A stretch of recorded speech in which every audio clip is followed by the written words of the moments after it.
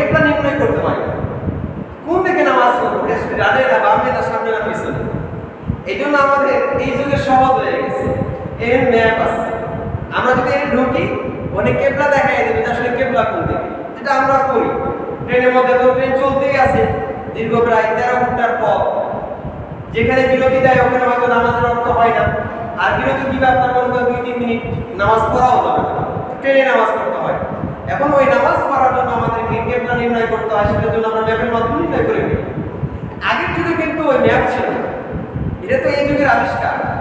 ওই যুগে ম্যাপ ছিল না। ওই সময় মানুষ যে দূর দূরান্তে সফর করত, সফরের বাহন ছিল কেবল নৌযান। এর পরবর্তীতে দেখা গেছে উট ব্যবহার করত, পরবর্তীতে ঘোড়া, পর্যায়ক্রমে আসতে থাকে। প্রথম বাহন ছিল নৌযান। এই জন্য দেখা গেছে নূহ আলাইহিস সালামের সেই কিস্তির কথা কুরআন শরীফের মধ্যে আমরা পেয়ে যাই। তো নৌকায় যে মানুষ এক জায়গা থেকে আরেক জায়গায় যেত, তো তাদের গন্তব্যকে নির্ধারণ করত, তাদের কেবলাকে নির্ধারণ করত কিসের মাধ্যমে? সে সময় নির্ধারণের একটি মাত্র বস্তু ছিল, সেই বস্তুটির নাম হলো তারকা। তারকা দেখে মানুষ সে সময় কেবলা অথবা তার গন্তব্য নির্ধারণ করত যে এই তারকাটা এই জায়গায় আছে, আমাকে যেতে হবে এই জায়গায়। ওই তারকাটা দেখে দেখে সে ড্রাইভার তার নৌকাকে অর্থাৎ মাঝি তার নৌকাকে নিয়ে যেত। তাহলে আমরা বুঝতে পারলাম সেই যুগে মানুষের পথ নির্দেশনা করত তারকা। এই জন্য ওই যুগে যেহেতু নবীজি এসেছিলেন, সেই 1400 প্রায় 1500 বছর ঘনিয়ে আসছে, 1500 বছর আগের কথা। এই জন্য নবীজি সেই যুগের উদাহরণ দিয়েছেন, সেই যুগের বস্তু দিয়ে। বিশ্বনবী বলেন, আসহাবিকান নুজুম ফাবিআইহিম ইক্তাদাইতাহুম। আমার একজন সাহাবী এক একটা নক্ষত্রের মতো। কেউ যদি আমার একজন সাহাবীকে অনুসরণ করে তাহলে সে হিদায়াত প্রাপ্ত হয়ে যাবে। সুবহানাল্লাহ।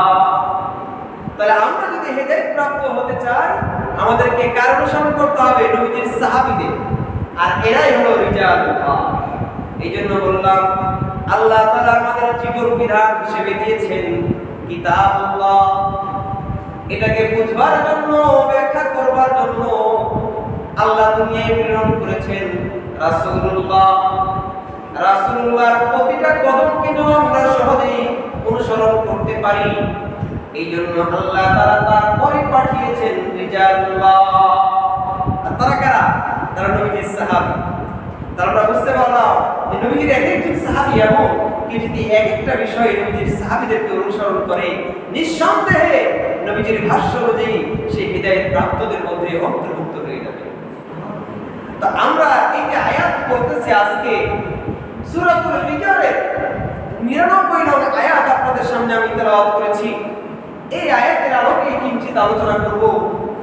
মহান রব্বুল আলামিন সূরাতুল হিজরের 99 নং আয়াতের মধ্যে ইরশাদ করছেন, ওয়া'বুদু রাব্বাকা হাত্তা ইয়াতিয়াকাল ইয়াকিন। তুমি তোমার রবের ইবাদত করো ইয়াকিন আসা পর্যন্ত। ইয়াকিনের ব্যাখ্যা বিশ্বনবী সাল্লাল্লাহু আলাইহি ওয়াসাল্লাম বলেছেন মৃত্যু। সাহাবায়ে কেরাম রিজালুল্লাহ বলেছেন ইয়াকিনের অর্থ মৃত্যু। কিন্তু ভণ্ড যারা রয়েছে বর্তমান বিশ্বে, বর্তমান দুনিয়ায়, তারা এই ইয়াকিনের ব্যাখ্যা করছে কি? ইয়াকিন অর্থাৎ আল্লাহর প্রতি যদি তোমার ইয়াকিন এসে যায়, তাহলে তোমার আর কোনো ইবাদত করা লাগবে না। জোরে বলুন নাউযুবিল্লাহ। আমরা কি এই বিশ্বাস পালন করি? না। আমাদের উপর আল্লাহ যে বিধান অর্পণ করেছেন, এই বিধান অনুযায়ী আমাদেরকে চলতে হবে। কতদিন পর্যন্ত? শুধু রমজান মাস না, শুধু রমজান মাস না। রব্বুল আলামিন বলেন, ওয়া'বুদু রাব্বাকা হাত্তা ইয়াতিয়াকাল ইয়াকিন। ও বান্দা, তুমি তোমার রবের ইবাদত করো মৃত্যু আসা পর্যন্ত। কিন্তু কোথায়? আল্লাহ বললেন আমাদেরকে ইবাদত করতে মৃত্যু আসা পর্যন্ত, আর আমরা ইবাদত করছি রমজান মাস শেষ হওয়া পর্যন্ত। কথা ঠিক কিনা বলেন? আমরা ইবাদত করছি রমজান মাস শেষ হওয়া পর্যন্ত। আল্লাহ বলছেন বান্দারে, তুমি তোমার ইবাদত, তোমার মাবুদের ইবাদত করো মৃত্যু আসা পর্যন্ত। বলেন আমাদের অবস্থা আর রবের বিধান মিলল না? মিলে। একটা কারেন্টের লাইট, ইলেকট্রিক লাইট জ্বলবার জন্য নেগেটিভ পজিটিভ মিলতে হবে, তাহলেই তো চলবে। আমি যদি আমার রবের সেই ক্ষমা প্রাপ্ত হতে চাই, রবের যদি মাগফিরাত পেতে চাই, তাহলে রবের বিধান অনুযায়ী আমার জীবনকে সাজাতে হবে। আর রবের বিধান অনুযায়ী যদি আমি সাজাতে চাই, তাহলে কেবল রমজান মাসে ইবাদত করব না। আমার প্রশ্ন, মহান রব্বুল আলামিন শুধু রমজান মাসকে কেন দিয়েছিলেন? শুধু তুমি ওই মাসটা ইবাদত করবা আর পরে করবা না এই জন্য? বলে বান্দারে না, আমি তোমাকে মাহে রমজান এই জন্য দিই নাই। বলে যখন একজন ব্যক্তি সেনা সদস্য হতে চায়, তখন তাকে 6 মাস অথবা 8 মাস অথবা 1 বছর তাকে ট্রেনিং করতে হয়। এই 1 বছর মনে করেন একজন সেনা সদস্য সাধারণ ব্যক্তি ছিল, সে সৈনিক হওয়ার জন্য 1 বছর ট্রেনিং করলো। এরপরে সারাটা জীবন সেই যতদিন তার চাকরি থাকে ওই ট্রেনিং অনুযায়ী তার জীবনকে চালাতে থাকে। মহান রব বলেন, বান্দারে তোমরা হলে আমার সৈনিক, তোমরা যেন আমার বিধান অনুযায়ী আমার জীবনকে, তোমাদের জীবনকে পরিচালনা করতে পারো। এই জন্য আমি ট্রেনিং স্বরূপ তোমাদেরকে 1 মাস দান করলাম। আর সেই মাসটির নাম হলো মাহে রমজান। কি ভাই, সেই মাসটির নাম কি? মাহে রমজান। আল্লাহ তাআলা আমাদেরকে দিলেন মাহে রমজান ট্রেনিং হিসেবে, যে বান্দা এই মাহে রমজান ইবাদত করবে, ইবাদত করতে করতে তার একটা রানিং এসে যাবে।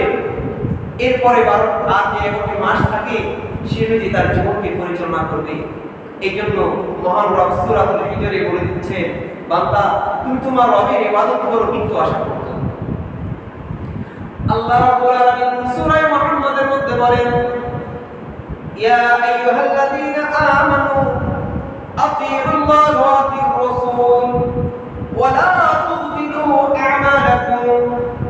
ও আমার বান্দারা, তোমরা আল্লাহর অনুসরণ করো, এরপরে তোমরা আমার রাসূল মুহাম্মদের অনুসরণ করো। এরপরে তোমরা জানো আমার আল্লাহর অনুসরণ ঠিকই করলাম, আমার প্রেরিত নবী মুহাম্মদের অনুসরণ করলাম, আখিরাতের অনেক পুঁজি তোমরা অর্জন করলা, যেমন করলাম আমরা রমজান মাসে। এরপরে মহান রব বলেন, ওয়ালা তুবতিলু আমালাকুম। বান্দারে তুমি এইগুলো করার পরে তুমি তোমার আমলকে নষ্ট করে দিও না, তুমি তোমার আমলকে বরবাদ করে দিও না।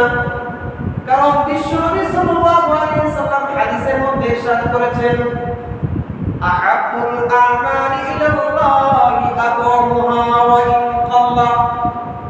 বিশ্বনবী সাল্লাল্লাহু আলাইহি ওয়াসাল্লাম বলেন, আল্লাহর কাছে সবচেয়ে পছন্দনীয় আমল হলো কোনটা?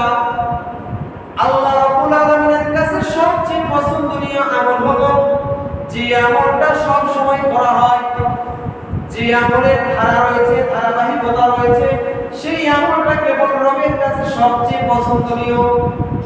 বিশ্বনবী আরো বলেন, ওয়া ইন কাল্লা, যদিও সেই আমলটা সামান্য হয়। বুঝছেন তো ভাই? বিশ্বনবী বলছেন কি, তুমি আল্লাহর কাছে সবচেয়ে পছন্দনীয় আমল হলো কোনটি? যেটি সব সময় করা হয়, যদিও সেটা পরিমাণে কম হয়। কিন্তু আমরা কি করছি? রমজান মাস যখন আমাদেরকে উপহার দিচ্ছেন রব, রমজান মাসে আলহামদুলিল্লাহ 5 ওয়াক্ত সালাত আদায় করছি, সারাটা দিন সিয়াম সাধনা করছি, আবার রাত্রি বেলায় আমরা কিয়ামুল লাইল, সালাতুত তারাবিহ করছি।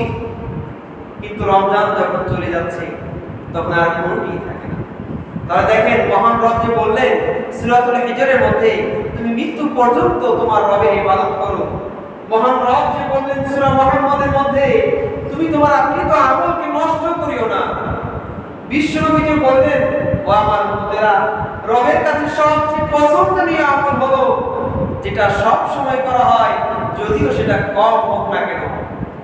আমার জীবনের সাথে এই দুটি আয়াত এবং একটি হাদিসের টুকরার সাথে মিলছে কি? মিলে না। আমরা ইবাদত করছি কেবল শুধুমাত্র রমজান কেন্দ্রিক, আল্লাহর বিধানকে পালন করছি কেবল রমজান কেন্দ্রিক। রমজান মাস শেষ, মহান রব বলেন আমলকে নষ্ট করিও না, নষ্ট করে দিলাম, আর কোন বিধান পালন করি না। বিশ্বনবী বলেন আল্লাহর কাছে সবচেয়ে পছন্দনীয় আমল যেটা সব সময় করা হয়, সেটাও করলাম না। কি করব? এই জন্য ভাই বন্ধুরা, আমরা যদি কেবলমাত্র আখিরাতে মুক্তি পেতে চাই, তাহলে আমাদের জীবনকে ঐশী গ্রন্থ আল কোরআনের সাথে মিলাতে হবে।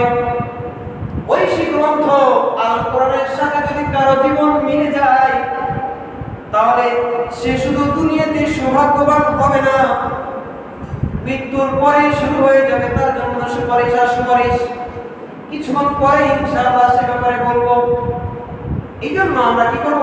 আমাদের জীবন বিধানকে, আমাদের জীবন ব্যবস্থাকে ঐশী গ্রন্থের বিধানের সাথে মিলানোর চেষ্টা করবো তো ভাই ইনশাআল্লাহ। তাহলে আমাদের মাহে রমজান আল্লাহ আমাদেরকে দান করেছিলেন ট্রেনিং স্বরূপ। কি স্বরূপ? ট্রেনিং স্বরূপ। মাহে রমজানে আমরা সিয়াম পালন করতাম, মাহে রমজানে আমরা সালাত আদায় করতাম, মাহে রমজানে আমরা কিয়ামুল লাইল তারাবি আদায় করতাম। তাহলে আমরা কি অন্য মাসগুলোতে সিয়াম সাধনা করব?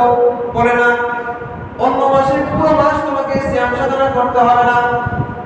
কয়দিন করবো বলে বিশ্বনবী বলে দিয়েছেন, বলছি। বলে রমজান মাসে আমরা সালাত আদায় করতাম, তা কি করবো? বলে হ্যাঁ, তা করতে হবে। বিশ্বনবী হাদিসে বলেছেন, বলে রমজান মাসে আমরা কিয়ামুল লাইল সালাতুত তারাবি করতাম, এখন কি করবো? বলে না, তোমরা সেটা রমজান মাসে কিয়ামুল লাইল তারাবি নামে করেছো, এখন রমজান অতিক্রম হয়েছে, এখন কিয়ামুল লাইল করবা তোমরা তাহাজ্জুদের নামে। তাহাজ্জুদ করব দূরের কথা, পাঁচ ওয়াক্ত সালাতই ছুটে যাচ্ছে রমজান মাস যাওয়ার পর। দুঃখ আফসোস পরিতাপের সাথে বললাম। তাহলে আমরা জানতে পারলাম মহান রব বলেন, মৃত্যু পর্যন্ত তুমি তোমার আমলকে চালিয়ে যাও, তুমি তোমার আমলের মধ্যে ধারাবাহিকতা নিয়ে আসো, যদিও সেটা কম হয়। কেন? পরে এক ফোঁটা সামান্য পানি ফোটায় ফোটায় পড়তে পড়তে এরকম শক্ত একটা টাইলসকে ছিদ্র করে ফেলতে পারে। কিন্তু আপনি যে পরিমাণ পানি ফোটায় ফোটায় করে একটা টাইলসকে ছিদ্র করেছে, এই পরিমাণ পানিকে যদি আপনি একবারে টাইলসের উপরে ফেলেন, টাইলস ছিদ্র হবে? ছিদ্র হবে। তাহলে বুঝতে পারলাম যে লজিক আছে। এই হাদিস এবং কোরআনের মধ্যে যে আয়াত এবং হাদিসের টুকরায় বিশ্বনবীও বলেছেন আমলকে ধারাবাহিক করবার জন্য, সেখানে কি আছে ভাই? লজিক আছে। ধারাবাহিক অল্প ফোটায় ফোটা অল্প। আমি রমজান মাসে কিয়ামুল লাইল 20 রাকাত করেছি, রমজান শেষ হয়ে গেছে, 20 রাকাত করতে পারবো না কিয়ামুল লাইল। তাহাজ্জুদ আমি 20 রাকাত করতে পারবো না, আমি মাত্র 2 রাকাত করি। বলে হুজুর আমি তো মধ্যরাত্রে উঠতে পারি না, তাহাজ্জুদ কিভাবে করব? বিশ্বনবী আরো সহজ ব্যবস্থা করে দিয়েছেন। বলে তুমি যদি মধ্যরাত্রে না উঠতে পারো, তুমি যদি শেষ রাত্রে ওঠার ব্যাপারে ইয়াকিন না থাকে, তাহলে তুমি শোয়ার আগে 2 রাকাত তারাবি, 2 রাকাত তাহাজ্জুদের নামাজ পড়ে ঘুমাও। মধ্যরাত্রে যেটা উঠে করতে হবে সেটা সুযোগ মহান রব শেষ রাতে শুরু রাত্রে দিয়ে দিয়েছেন। কি ভাই? এ রাতেই করার সুযোগ আল্লাহ দিয়ে দিয়েছেন। আমরা ঘুমানোর পূর্বে শয্যায় যখন যাব, হয়তোবা আমার এই নিদ্রাটা শেষ নিদ্রা হতে পারে, হয়তোবা আমার এই ঘুম শেষ ঘুম হতে পারে। এই জন্য আমি আমার করণীয় উযু করে 2 রাকাত তাহাজ্জুদের নামাজ পড়ে এরপরে আমি ঘুমাই। আমি যেখানে পড়ালেখা করেছি ঢাকা গুলশান জামিয়া মাদানিয়া বাড়িধারা, ওখানে এক ছাত্র রাত্রেবেলা সালাতুল ইশা পড়েছে, শেষ রাত্রে উঠে তাহাজ্জুদ করেছে, এরপরে ঘুমিয়েছে, কিছুক্ষণ পর উঠে সালাতুল ফজর আদায় করবে, কিন্তু আর আদায় করা হয়নি। তার জীবনে সে তাহাজ্জুদ ছিল শেষ সালাত। এরকম কতজনই না হচ্ছে আমাদের সমাজে, ঘুমিয়েছে আর ঘুম থেকে উঠতে পারেনি। এই জন্য তো বিশ্বনবী বলেন আন-নাওমু আখুল মাউত, নিদ্রা হলো মৃত্যুর ভাই। আমার এই নিদ্রাই হয়তো জীবনের শেষ ঘুম হয়ে যেতে পারে। এই জন্য ভাই বন্ধুরা, আমাদের করণীয় আমরা শয্যায় যাওয়ার পূর্বে আমি উযু করে 2 রাকাত তাহাজ্জুদের নামাজ আদায় করে ঘুমাই। এটা আমার আখিরাতের পুঁজি হলো। আবার অপর পক্ষে আমি যে ঘুমালাম, আমার প্রত্যেকটা অঙ্গ প্রত্যঙ্গ কিন্তু সচল ছিল। হেফাজতকারী যে ফেরেশতা আছে তারা নিরাপদে থাকবে, আপনার সুন্দরভাবে রক্ষণাবেক্ষণ করবে। এই জন্য আমরা এই একটি আমল যদি আমরা তাহাজ্জুদ যেভাবে রমজান মাসে তারাবি করেছি, এর ধারাবাহিকতা রক্ষা করার জন্য আমরা সারা জীবন সারা বছর তাহাজ্জুদ করব। যদি মধ্যরাত্রে না উঠতে পারি, অন্তত শয্যায় যাবার পূর্বে 2 রাকাত হলেও আমি পড়ে যাব। করব তো ভাই ইনশাআল্লাহ। তাহলে এই রমজান মাসে যে 3টি ইবাদত ছিল, একটা ছিল কিয়ামুল লাইল। এই কিয়ামুল লাইলের আমরা ব্যাখ্যা করলাম, যাতে এটার ভিতরে দাওয়াত সার্বক্ষণিক সারা জীবনের আমল চলে এসে 2 নম্বর আমল ছিল সালাত। 5 ওয়াক্ত সালাত আমরা আদায় করেছি, আমরা পরবর্তীতে 5 ওয়াক্ত সালাত আদায় করব। নিয়ত করি ইনশাআল্লাহ আমরা ইনশাআল্লাহ রমজান মাসে যেভাবে 5 ওয়াক্ত সালাত আদায় করেছি, রমজান পরবর্তী সময়ে 5 ওয়াক্ত সালাত আদায় করব। আরেকটি ইবাদত ছিল রমজান মাসে সিয়াম পালন করা। আমরা রমজান মাসে সিয়াম করেছি, এই বছর 30টি হয়েছে। এর পরবর্তী যে 11 মাস আছে, 11 মাসে কি পুরো মাসগুলো আমরা 30টি করে পালন করব? বলে না। হাদিসের মধ্যে পাওয়া যায় বিশ্বনবী সাল্লাল্লাহু আলাইহি সাল্লাম প্রতি মাসের আইয়ামে 20 যে 3 দিন অর্থাৎ চন্দ্র হিসেবে 13 তারিখ, 14 তারিখ এবং 15 তারিখ, আরবি তারিখের বিবেচনায় 13 তারিখ, 14 তারিখ এবং 15 তারিখ, এই 3 দিন বিশ্বনবী সাল্লাল্লাহু আলাইহি সাল্লাম প্রতি মাসে রোজা রাখতেন। সুবহানাল্লাহ বলেন। এই আমলটা বর্তমানে বেশিরভাগ যারা চালাচ্ছেন তারা হলো ডাক্তার। যারা ধার্মিক ডাক্তার আছেন ওদের কাছে জিজ্ঞাসা করবেন, আলহামদুলিল্লাহ আমি এটা অনেকের কাছে পেয়েছি, যারা ধার্মিক ডাক্তার আছে তারা অনেকেই এই প্রতি মাসে 3টি সিয়াম পালন করেন। বিশ্বনবী সাল্লাল্লাহু আলাইহি সাল্লাম আইয়ামে 20 এর 3টি সিয়াম পালন করতেন। আরবি তারিখের বিবেচনায় 13 তারিখ, 14 তারিখ এবং 15 তারিখে বিশ্বনবী সিয়াম পালন করতেন। আমরাও পালন করব। তাহলে আমরা জানতে পারলাম সূরাতুল হিজরের 99 আয়াত আল্লাহ বলেন ওয়াকুদ রাব্বাকা হাত্তা ইয়াতিয়াকাল ইয়াকিন, তুমি মৃত্যু পর্যন্ত তোমার রবের ইবাদত করো। বিশ্বনবী বললেন আল্লাহর কাছে সবচেয়ে পছন্দনীয় আমল হলো যেটা সব সময় করা হয়, ধারাবাহিক করা হয়। রমজান মাসে যেহেতু আমরা 3টা আমল বেশিভাবে করেছি, বিশেষভাবে করেছি। একটা হলো সালাত, আমরা 5 ওয়াক্ত রমজানের পরে পড়ব। আরেকটা হলো কিয়ামুল লাইল, তারাবির নামাজ আমরা রমজান মাসে পড়েছি। আমরা রমজান ছাড়া বাকি মাসে তাহাজ্জুদ করব, সেটা 2 রাকাত হবে না। আরেকটা হলো সিয়াম পালন করা। আমরা প্রতি মাসে 13, 14, 15 তারিখ আরবি মাসের বিবেচনায় আমরা 3টি রোজা পালন করব। বিশেষভাবে এই মাসটির নাম হলো শাওয়াল মাস। কি মাস হয়? শাওয়াল মাস। এই মাস সম্পর্কে বিশ্বনবী সাল্লাল্লাহু আলাইহি সাল্লাম বলেন মুসলিম শরীফের 1400, মুসলিম শরীফের 2448 নং হাদিসে বিশ্বনবী সাল্লাল্লাহু আলাইহি সাল্লাম ইরশাদ করেছেন মান সামা রমাদান সুম্মা আতবা'াহু সিত্তান মিন শাওয়াল কানা কাসিয়ামিদ দাহর, যে ব্যক্তি রমজান মাসে 30টি সিয়াম পালন করলো, অতঃপর শাওয়াল মাস আসার পরে শাওয়াল মাসের 6টি সিয়াম পালন করলো, বিশ্বনবী বলেন ওই ব্যক্তি সারা বছর রোজা রাখার সওয়াব পাবেন। সুবহানাল্লাহ। তাহলে 6টি রোজা রাখলে সারা বছরের রোজার সওয়াব আল্লাহ দান করবেন। কত করুণাময় রব আমাদের! এটা কিভাবে সম্ভব? এর ব্যাখ্যায় আমরা কোরআন শরীফের আরেক আয়াতের দিকে তাকালেই পেয়ে যাই। কোরআন শরীফের এক আয়াতে সূরাতুল আনআমের 107 নং আয়াতের মধ্যে মহান রব বলেন মান জাআ বিল হাসানাতি ফালাহু আশরু আমসালিহা, বান্দার প্রত্যেকটা নেক কাজের ফলন দেওয়া হবে, ফলাফল দেওয়া হবে 10 গুণ। সূরাতুল আনআমের 160 নং আয়াতে আল্লাহ বলেন আমার বান্দার প্রত্যেকটা নেক কাজের গুণ সওয়াব দেওয়া হবে কয় গুণ? 10 গুণ। তাহলে আমরা রমজান মাসে সিয়াম পালন করেছি কয়টি? 30টি। 30টিকে 30 দিয়ে যদি আমরা 10 কে গুণ দিই কত হবে? 300। বছরে কত দিনে বছর পূর্ণ হয়? 365 দিন। হাদিসের ভাষ্য অনুযায়ী সারা বছরে মোট 5 দিন রোজা রাখা নিষেধ। কয় দিন? 5 দিন।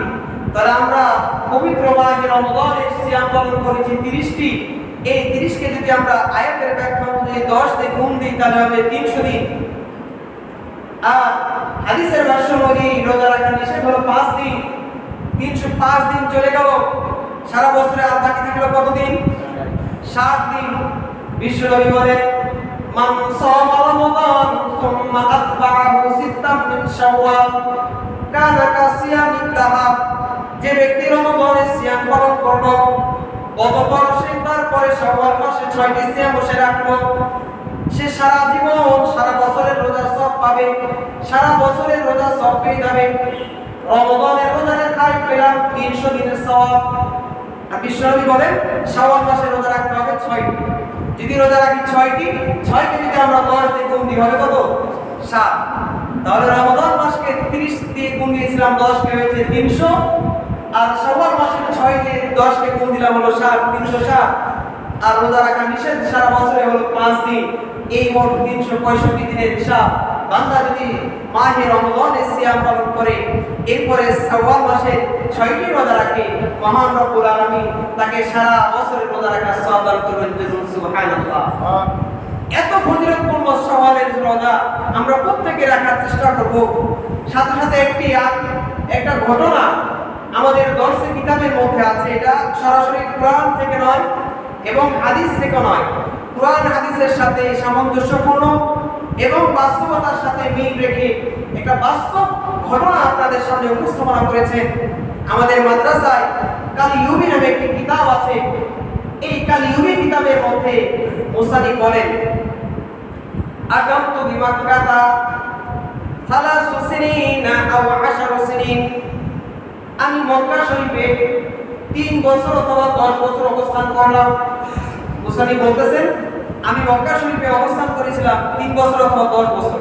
এই যিনি শুনেছেন উনি একটু মতানৈক্য করে গেছেন, যার কারণে ওইটাই উল্লেখ করেছেন যেভাবে তার সঙ্গ হয়েছে, হয়তো 3 বছর অথবা 10 বছর। বুজুর্গের নাম ওখানে লেখা নাই, বইয়ের মধ্যে আছে কিন্তু এটা ইয়াদে ভুলে গেছে। ওই বুজুর্গ বলেন আমি যে মক্কার মধ্যে 3 বছর অবস্থান করেছিলাম, ওই 3 বছরের প্রত্যেক সময় আমি দেখতাম ঠিক যখন দুপুরের মুহূর্ত ওই সময় একজন ব্যক্তি আসতো, আসার পরে আমার পাশ দিয়ে যেত, আমাকে সালাম করতো, এরপরে পাশেই অদূরে গিয়ে 2 রাকাত সালাত আদায় করতো, এরপরে কাবা ঘর তওয়াফ করতো, এরপরে আবার চলে যেত। এভাবে ওই ব্যক্তিকে আমি একদিন দেখি নাই, আমি 2 দিন দেখি নাই, আমি 1 সপ্তাহ দেখেছি, 2 সপ্তাহ দেখেছি, তাও না। আমি যতদিন অবস্থান করেছি ততদিন তার আমল ছিল এটা। দীর্ঘদিন এভাবে তাকে দেখতেই থাকলাম। বলেন তো কোনো ব্যক্তি যদি আপনাকে দীর্ঘদিন এভাবে সালাম করে, তার সাথে আপনার হৃদ্রতা তৈরি হবে কি হবে না? হৃদ্রতা তৈরি হয়ে যাবে। বুজুর্গ বলে ওনার সাথে আমার একটা ভালোবাসা তৈরি হয়ে গেল, হৃদ্রতা সৃষ্টি হয়ে গেল। অনেকদিন পরে হঠাৎ করে দেখি একদিন ঠিক দুপুরের সময় ব্যক্তি আর আসছে না। মনে মনে ভাবলাম হয়তো বা সে কোনো আত্মীয়ের বাড়ি গিয়েছে, কিন্তু পরের দিনও আর আসলো না, পরের দিনও আসলো না। এভাবে 1 সপ্তাহ 2 সপ্তাহ কেটে গেল। ওই ব্যক্তির কোনো খোঁজ নেই, ওই ব্যক্তির ঠিকানাও আমি জানি না, ওই ব্যক্তির নামও আমি জানি না, শুধুমাত্র ওই ব্যক্তিকে আমি চিনি। দীর্ঘদিন যাওয়ার পরে হঠাৎ করে ভদ্রলোক এসে আমাকে বলছেন তুমি কি অমুক? আমি বললাম হ্যাঁ আমি অমুক। বলে তুমি কি অমুক এক ব্যক্তিকে চিন্তা, যে ব্যক্তি ঠিক দুপুরের সময় প্রতিদিন কাবা চত্বরে এসে 2 রাকাত সালাত আদায় করতো, তোমাকে সালাম দিত এবং তওয়াফ করে আবার চলে যেত, এমন ব্যক্তিকে কি তুমি চিনো? বলে হ্যাঁ আমি তো চিনি। বলে শোনো, ওই ব্যক্তি একেবারে অন্তিম সময় পার করছে, হয়তো কিছুক্ষণের মধ্যেই সে দুনিয়া ইহলোক ত্যাগ করবে। সে এই মহর্ষ সময় তোমাকে খুব খুঁজছে, তোমাকে ডাকছে, দ্রুত তুমি ওই ব্যক্তির সাক্ষাৎ করো। ওই বুজুর্গ বলে আমি তো তাকে তার ঠিকানাও জানি না, আমি তার নামও জানি না, কিভাবে তার সাক্ষাৎ করব? ওই যে আজনবী ব্যক্তি, যে ব্যক্তি এসেছে অপরিচিত ভদ্রলোক, সে বলছে আমি তোমাকে নিয়ে যাচ্ছি, আমার সাথে চলো। ওই ভদ্রলোকের সাথে বুজুর্গ গেলেন, গিয়ে দেখেন সে অন্তিম সময় পার করছে, হয়তো বা তার মৃত্যু কিছুক্ষণের মধ্যে হয়ে যাবে। তখন ওই ভদ্রলোক, যেই ব্যক্তি প্রতিদিন তাওয়াফ করতেন, 2 রাকাত সালাত আদায় করতেন, সালাম দিতেন, সে বলছেন ভাই হয়তো বা আমি আর দীর্ঘদিন দুনিয়ায় থাকবো না, দীর্ঘ সময় আর দুনিয়ায় থাকবো না, হয়তো বা আমার ইন্তেকাল হয়ে যাবে, হয়তো বা কিছুক্ষণের মধ্যেই আমি পরপারে বাড়ি জমাবো, তবে তোমার প্রতি আমার কিছু বিশেষ নসিহত আছে, তুমি কি পালন করবা? ওই বুজুর্গ বলেন হ্যাঁ আমি পালন করব। বলে তোমার প্রতি আমার প্রথম নসিহত, তুমি আমার ইন্তেকালের পরে আমার গোসল করাইবা, এরপরে আমার কাফনের জন্য আমার কাছে রাখা আছে আমার কাফনের কাপড়, এই কাফনের কাপড় তুমি আমাকে নিজ হাতে পরাইবা, অন্যকে পরাবে না। এরপরে তুমি আমাকে তুমি নিজ হাতে কি আমাকে দাফন করবা। দাফনের পরে তোমার প্রতি আমার একটা বিশেষ আবেদন, কবরে রাখার পরে তো সবাই আমার থেকে চলে আসবে, কিন্তু তুমি আমার থেকে আসবে না। যদি রাত্র হয়ে যায়, তুমি রাত্রটা আমার কবরের শিরে দাঁড়িয়ে থাকবা, বসে থাকবা, কাটাইবা। যখন মুনকার নাকির এসে আমাকে সওয়াল জবাব করবে, তখন তুমি উপর থেকে আমাকে তালকিন করবা, বলে দিবা বুজুর্গ বলেন ঠিক আছে। এরকম কথা বলতে বলতে ওই লোকের মৃত্যু হয়ে গেল। ঠিক প্রতিশ্রুতি অনুযায়ী বুজুর্গ তাকে গোসল করালেন, দাফন করলেন এবং দাফনের পরে শিরে দাঁড়িয়ে থাকলেন, বসলেন। এমন অবস্থায় রাত্র হয়ে গেল। যেহেতু ওয়াদা করেছিল, ওয়াদা পূরণ করা উচিত, সে কারণে ওই বুজুর্গ ওই ব্যক্তির কবরের শিরে বসে পড়লেন। কিছুক্ষণ যেতে না যেতে আর কতক্ষণ থাকা যায়, তন্দ্রা এসে গেল। যখন তন্দ্রা এসে গেছে, হঠাৎ করে আওয়াজ আসছে, ইয়া আব্দুল্লাহ ইযহাব ইলা মা'বাদি লা হাজাতা ইলা তাওকিনি। হে আল্লাহর বান্দা, তুমি তোমার ইবাদতখানায় চলে যাও, তোমার তাওকিনের প্রয়োজন নাই, আমরাই তার জন্য যথেষ্ট। হঠাৎ করে তন্দ্রা থেকে জেগে দেখছেন আশপাশে কোনো মানুষ নাই, ডাকলো কে? তিনি মনে মনে ভাবলেন হয়তোবা শয়তান আমার ওয়াদাকে খেলাফ করবার জন্য সে আমাকে ধোঁকা দিচ্ছেন। এই জন্য ওই কথায় তিনি না গিয়ে আবারও শিরে বসে পড়লেন। কিছুক্ষণ পরে আবার গায়েব থেকে আওয়াজ আসছে, ইয়া আব্দুল্লাহ ইযহাব ইলা মা'বাদিক লা হাজাতা ইলা তাওকিনি। হে অমুক, তুমি তোমার ইবাদতখানায় চলে যাও, তোমার তাওকিনের কোনো প্রয়োজন নাই, আমরাই তার জন্য যথেষ্ট। তিনি আবারও চোখ খুলে দেখেন আশপাশে কেউ নাই। আবার ভাবলেন শয়তান মনে ধোঁকা দিচ্ছেন, আবারও তিনি বসে থাকলেন। দীর্ঘক্ষণ যেতে তার আবার তন্দ্রা এসে গেল। আবারও গায়েব থেকে আওয়াজ আসছে, ইয়া আব্দুল্লাহ ইযহাব ইলা মা'বাদি লা হাজাতা ইলা তাওকিনি। হে অমুক, তুমি চলে যাও তোমার ইবাদতখানায়, তোমার তাওকিন দেওয়ার কোনো প্রয়োজন নাই, আমরাই তার জন্য যথেষ্ট। দ্বিতীয়বার যখন ওই বুজুর্গ আওয়াজ পেলেন, তখন বললেন, মান আনতুম লা নারা। তোমরা কারা? আমি তো তোমাদেরকে দেখছি না।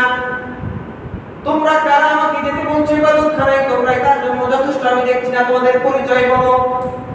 তখন গায়েব থেকে আওয়াজ আসছে, আমরা হলাম তার শাওয়াল মাসের 6টি রোজার জন্য। সুবহানাল্লাহ! শাওয়াল মাসের 6টি রোজা বান্দাকে কাল কিয়ামতে অন্ধকার কবরে আযাব থেকে রক্ষা করবে। এটা হাদিসের সাথে মিল পাওয়া যায়। বিশ্বনবী সাল্লাল্লাহু আলাইহি ওয়াসাল্লাম হাদিসে ইরশাদ করেন, ইন্না সূরাতাম মিনাল কুরআন 30 আয়াত। কুরআন শরীফের মধ্যে একটি সূরা আছে যার আয়াত সংখ্যা হলো 30। বিশ্বনবী বলেন, শাফাআত লিরাজুলিন হাত্তা গুফিরা। ওই সূরা তারা তেলাওয়াতকারীকে ক্ষমা না করা পর্যন্ত তার জন্য সুপারিশ করতে থাকবে। যেন সুবহানাল্লাহ! ওই গায়েব থেকে আওয়াজ আসছে, আমরা শুধুমাত্র মুনকার নাকিরের সওয়াল পর্যন্তই থাকবো না, আমরা এই বান্দাকে যতক্ষণ পর্যন্ত আল্লাহ ক্ষমা না করে জান্নাত দিবেন ততক্ষণ পর্যন্ত আমরা এর সাথে থাকবো, তুমি চলে যাও। সুবহানাল্লাহ ওয়া বিহামদিহি। এইজন্য ভাই বন্ধুরা, কুরআন হাদিস অনুযায়ী আমরা বুঝতে পারলাম মাহে রমজান আল্লাহ আমাদেরকে দিয়েছিলেন ট্রেনিং স্বরূপ, যাতে করে সেই আমলগুলো আমরা ধরে রাখতে পারি, যদি সেটা পরিমাণে কম হোক না কেন। যদি আমাদের রমজান মাস শুধু ইবাদতের মাস আর বাকি 11 মাস শুধু এমনি কাটানোর মাস এমন যেন না হয়ে যায়। এই জন্য আপনাদের প্রতি বিশেষ আবেদন থাকবে, আমরা রমজান মাসে যেভাবে সিয়াম পালন করেছি তার ধারাবাহিকতা রক্ষার জন্য শাওয়ালের 6টি রোজা, অন্যান্য মাসের আইয়ামে বীজের 3টি রোজা, রমজান মাসে যেভাবে আমরা কিয়ামুল লাইল তারাবি করেছি তার ধারাবাহিক রক্ষা করবার জন্য আমরা প্রতিদিন অন্তত 2 রাকাত হলেও তাহাজ্জুদ, আমরা এভাবে আমাদের প্রত্যেকটা আমলকে ধরে রাখার জন্য চেষ্টা করব। তাহলে ইনশাআল্লাহ কাল কিয়ামতের দিন আমরা মুক্তি পাবো বলে আল্লাহর কাছে আশা রাখি। আল্লাহ তাআলা আমাদের সবাইকে ঐশী গ্রন্থ আল কোরআন অনুযায়ী আমাদের জীবনকে পরিচালনা করবার তৌফিক দান করুন। ওয়া মা তাওফিক